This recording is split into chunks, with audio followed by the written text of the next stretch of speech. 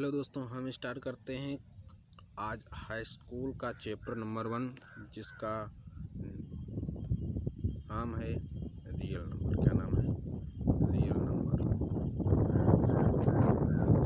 जिसमें हम लोग सीखेंगे कि यूक्लिड विभाजन, प्रमेयिका तथा एल्गोरिथम क्या होती है। तो जैसा कि हम जानते हैं, कक्षा 9th में हम लोग सीख चुके हैं कि रियल नंबर हमारे क्या होते हैं। तो रियल नंबर जो आपका होता है, इसमें आपका रेशनल नंबर तथा इरेशनल नंबर दोनों आते हैं। यानी जो हमारे परिमेय संख्याएं होती हैं वो भी आपकी इसमें आ जाती हैं, जो आपकी अपरिमेय संख्याएं होती हैं वो भी आपकी इसमें आ जाती हैं। परिमेय संख्याएं हमारी कौन सी होती हैं? परिमेय संख्याएं आपकी ऐसी संख्याएं होती हैं जो P/Q के रूप में लिखी जा सकती हैं, लेकिन इनमें एक आपकी ये शर्त होती है कि जो हमारा Q होता है वो कभी भी आपका 0 नहीं हो सकता। तो ऐसी संख्याएं हमारी क्या होती हैं?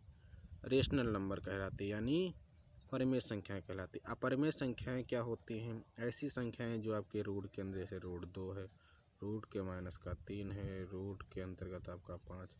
तो ये संख्याएं हमारी जो होती है, हमारी सब इरेशनल नंबर होती है। ठीक, तो इसमें हाई स्कूल में हमको ये बताया गया है कि यूक्लिड विभाजन प्रमेयिका। तो आप लोगों को पता होगा कि रियल नंबर क्या होते हैं।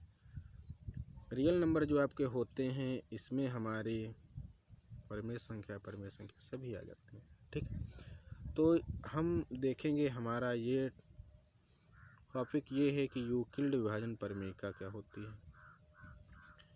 यूक्लिड विभाजन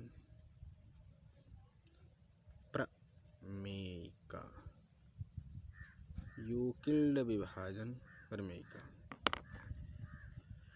जैसा कि हम लोग जानते हैं कि जैसे हमको 5 से 11 को भाग करना, किसको करना है? 11 को भाग करना। तो हम इसमें 5 का पहाड़ा लगाते हैं तो हमारा कितनी बच जाता है भाई? 5 दूनी 10। तो यहाँ पर हमारा एक शेषफल बचता है। ये क्या होता है? हमारा शेषफल होता है। क्या होता है? शेषफल होता है। ये हमारा यहाँ पर क्या होता है? ये हमारा भागफल होता है। ये हमारा भागफल होता है। फिर यहाँ पे आते हैं, तो ये हमारा भाज्य होता है। ये हमारा भाज्य होता है। तो ये आपकी जो होती है यूक्लिड विभाजन प्रमेयिका में। तो यदि हम 5 से 11 को भाग देते हैं तो ये हमारा क्या होता है? हमारा होता है भाजक। क्या होता है? भाजक होता है। ये हमारा जो 11 होता है हमारा भाज्य होता है। जो हमारा 1 यहाँ पे आता है, इसको घटा करके हमारा शेषफल होता है, और ये हमारा भागफल होता है। ठीक, तो यदि हमको इतना लेकर के आना है, यदि हमको भाज्य लाना है, तो आपको ये बताया गया है कि ये बराबर होता है भाजक,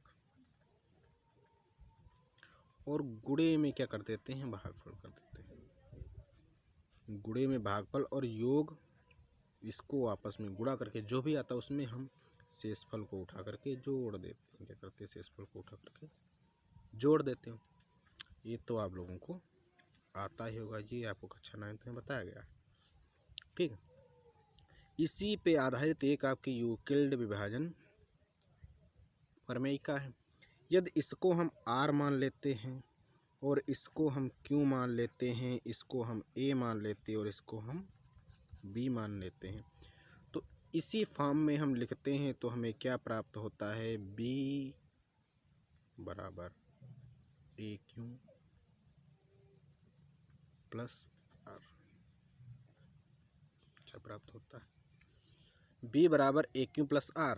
जहाँ पर आपका जो R होता है, जो आपका R होता है, ग्रेटर देन इक्वल टू आपका 0 का होता है। मतलब 0 के आपका इक्वल टू होगा और ग्रेटर भी होगा R जो आपका होगा 0 से, एंड लेस देन B। जो आपका भाज्य होगा उससे आपका ये छोटा होगा। ये इसकी एक आपकी क्या होती है, शर्त होती है। ठीक, ये आपकी यूक्लिड विभाजन प्रमेयिका होती है। तो इसमें हम लिख लीजिए, आप लोग थोड़ा सा लिखते हैं। चलिए, कि इस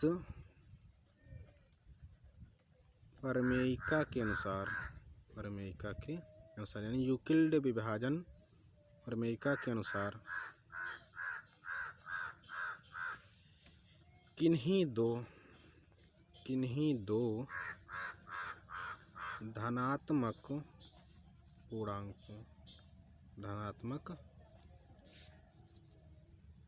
पूर्णांकों a और b, कौन कौन से हैं, a और b हैं। b के लिए दो पूर्ण संख्याएं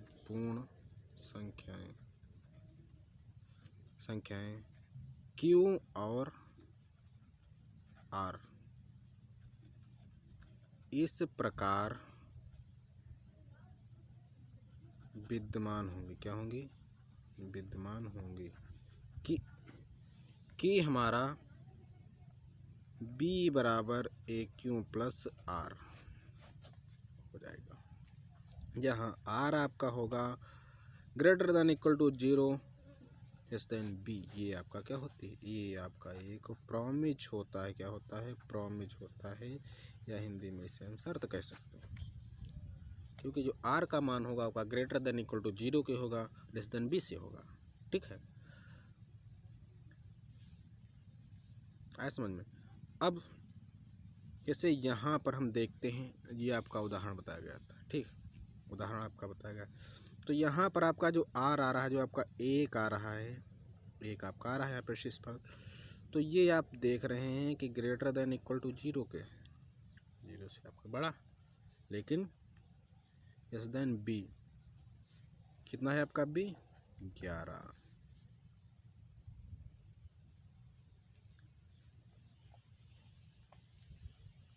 ये आपका कितना है, 5। कितना है आपका, 5। 5 से आपका कितना आएगा, छोटा आएगा। 5 से आपका यहाँ पर आपका a होगा, आपका जो होता है 5 से आपका छोटा आता है। ठीक, अब इसके आगे हम एक उदाहरण लेकर के आप लोगों को समझाते हुए चलते हैं। ठीक, तो उदाहरण में आप लोगों को ये देखना है कि क्या किसी धन पूर्णांक का वर्ग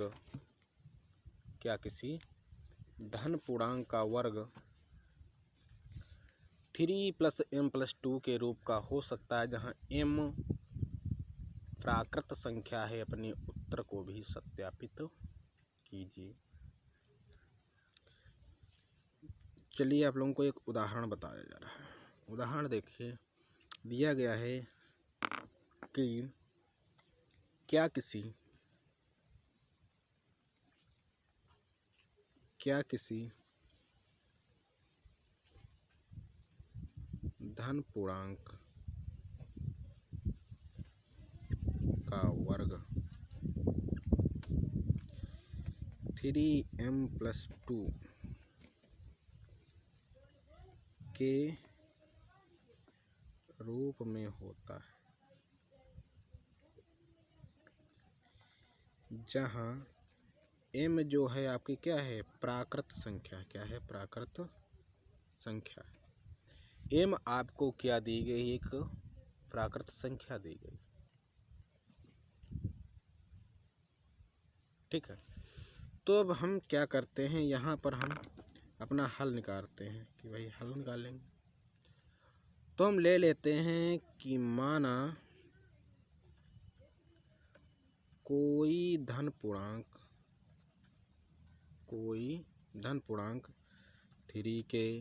3k + 1 तथा 3k + 2 ये है हमारे। ठीक है, दिए गए आपको धन पूर्णांक। अब इसमें आपका कहता है धन पूर्णांक का वर्ग यानी स्क्वायर।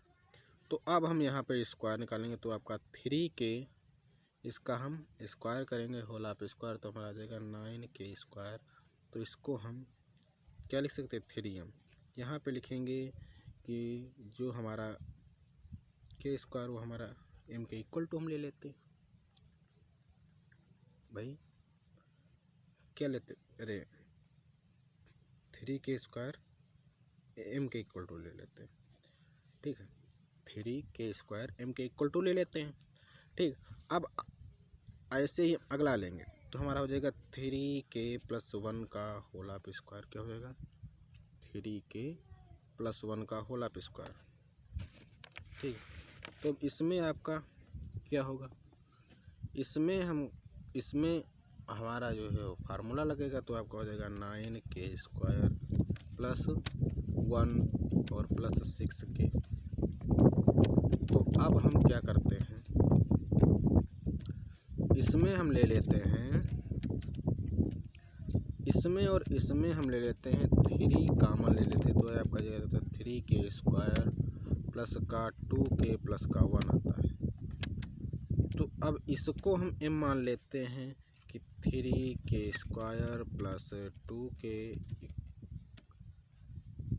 आपका m के बराबर। तो यहाँ से आपका जाता है 3m + 1। ठीक, ये आपको देखने को मिला। फिर हम अगला आपको दिया गया है 3k + का 2, इसका स्क्वायर करेंगे तो हमारा हो जाएगा 3 × 3 = 9k स्क्वायर प्लस 2 दूना 4 प्लस आपका आ जाएगा 12k। तो इसमें हमको दिख रहा है कि हम कितना कॉमन लेंगे,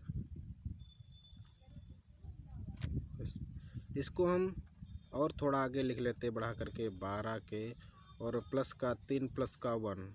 तो इसमें हम ले लेते हैं 3 कॉमन तो ये आपका आ जाएगा 3k स्क्वायर प्लस का 4k और प्लस का 1 और प्लस का 1। तो यहाँ से आपका इसको हम m मान लेंगे तो ये आपका जाएगा 3m + 1। क्या जाएगा 3m + 1। ठीक है, जहाँ आपका जो m है वो आपका इक्वल टू माना गया है 3k स्क्वायर प्लस 4k और प्लस का 1, ये आपका माना गया। ठीक है, तो अतः हम यहाँ से हमको ये देखने के लिए मिलता है, यहाँ से हमको ये देखने के लिए मिलता है, ठीक, एक मिनट जरा 1 सेकेंड, हमको यहाँ से ये देखने के लिए मिलता है कि यहाँ पे ले लेंगे अतः धन पूर्णांक का वर्ग, धन पूर्णांक का वर्ग, धन पूर्णांक का वर्ग 3m + 1 के रूप में होता है, के रूप में, यही आपका आंसर। ठीक, आगे हम लोग ये देखते हैं, यहाँ तक तो आपकी यूक्लिड विभाजन प्रमेयिका भी तक आप लोगों ने देखा।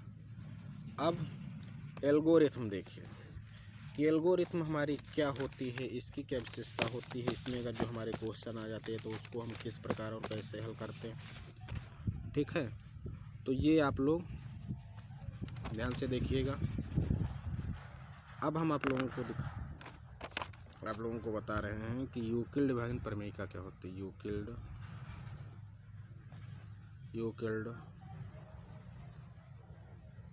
विभाजन एल्गोरिथम, क्या एल्गोरिथम, ये देखिए क्या होता है। इसमें आपके 3-4 स्टेप होते हैं जिससे आपको क्वेश्चन को हल करना होता है।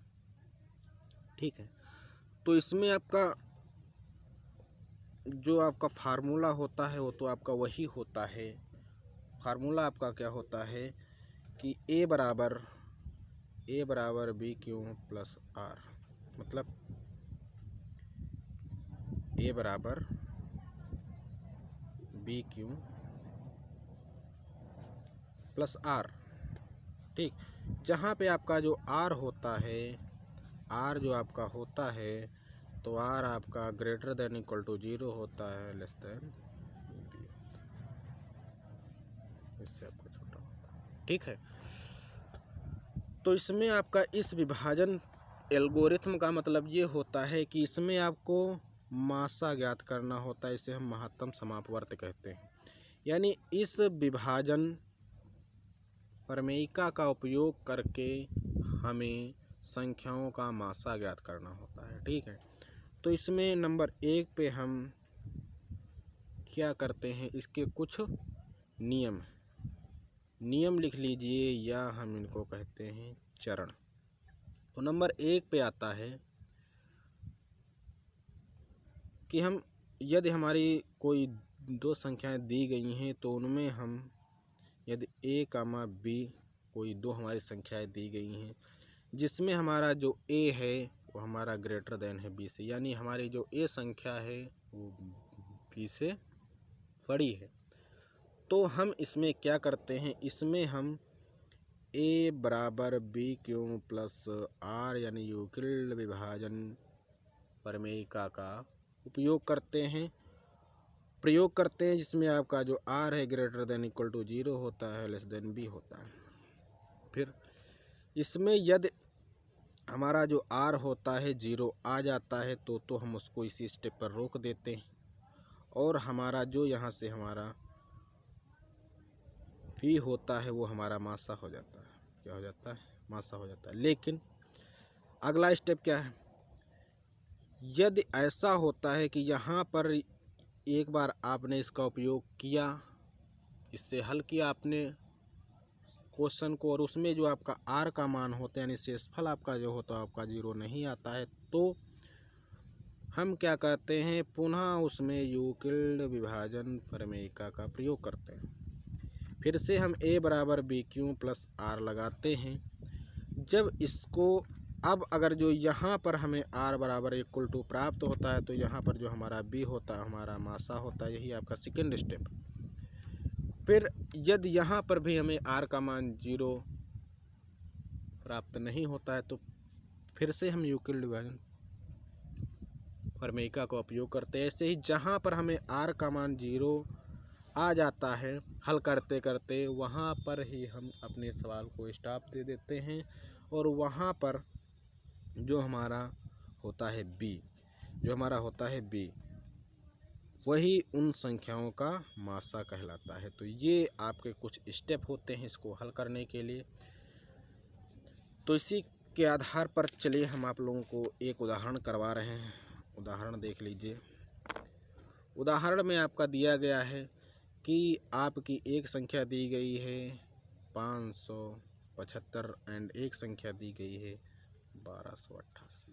कितनी दी गई है? एक आपको दी गई है 575, एक आपको 1288 दी गई। तो ये आपकी है b, ये आपकी है a। तो यहाँ पर आप देख रहे हैं कि a ग्रेटर देन b, यानी जो संख्या हमारी a है वो ग्रेटर किससे? b से ग्रेटर देन। तो अब हम क्या करते हैं, इसमें हम यूज करते हैं a बराबर b क्यू प्लस r, यानी यूक्लिड विभाजन प्रमेयिका का प्रयोग करते हैं। तो यूक्लिड विभाजन प्रमेयिका का जिसमें हम उपयोग करेंगे, तो हम क्या देखते हैं, इसको हम हल करना चालू करते हैं। तो हम 575 से 1288 को भाग करते हैं। फिर जहाँ पर हमें शेषफल 0 आता वहीं पर हम रोक देते हैं। जहाँ पर हमें शेषफल 0 आता वहीं पर हम रोक देते हैं। तो इसमें हम लगाते पहाड़ा, तो हमारा कितनी बार लगेगा? 2 बार लगेगा। तो यहाँ पर आपका आ जाएगा 5 दूनी 10 का 0 और 7 दूनी 14, 5 दूनी 10, 7 दूनी 14, एक 15 के 5, 5 दूनी 10, 5 दूनी 10 और 1 11। यहाँ पे आपका कितना आ जाता है? 138 आ जाता है। तो आपका जो शेषफल है वो बहुत आ रहा है, ठीक, आपका अधिक आ रहा है। तो अब हम यहाँ पर लिखेंगे कि 575 एंड 1288 में यूक्लिड विभाजन प्रमेयिका के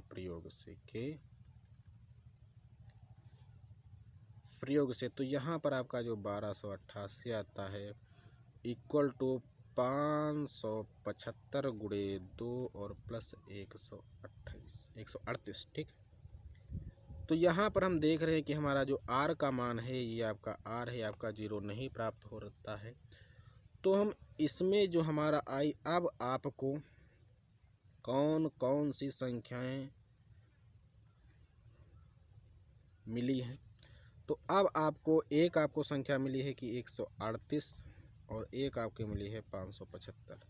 इसमें से आपको देखना, तो ये आपकी अधिक है तो इसको हम a मान लेते हैं, इसको हम b मान लेते हैं। तो लिखेंगे पुनः यूक्लिड विभाजन प्रमेयिका से, प्रमेयिका। तो हल करते हैं कि 138 भागे 575 कितनी बार जाएगा, हमारा 4 बार जाएगा। कितना आएगा, 552। यहाँ पे आपका कितना बचेगा, 23 आपका शेष। तो यहाँ पर भी हम देखते हैं कि आर हमारा जो आ रहा वो हमारा कितना आ रहा, 23 आ रहा, मतलब कि हमको 0 नहीं प्राप्त हो रहा। तो यहाँ पर अभी आपको जो आर है, आर का मान आपका 0 नहीं प्राप्त हो रहा।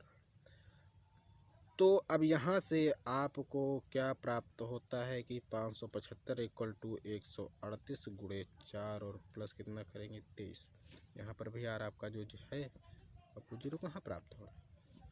तो लिखेंगे पुनः यूक्लिड विभाजन प्रमेयिका से।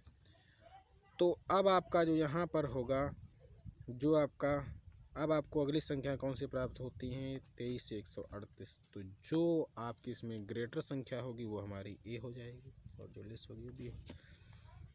तो अब हम भाग करेंगे 23 से 138 को, तो कितनी बार जाएगा, 6 बार जाएगा। तो हमारा 138 आ जाएगा, काट देंगे हमारा 0। तो यहाँ पर हम देख रहे हैं कि यार हमारा जो है 0 प्राप्त हो रहा है।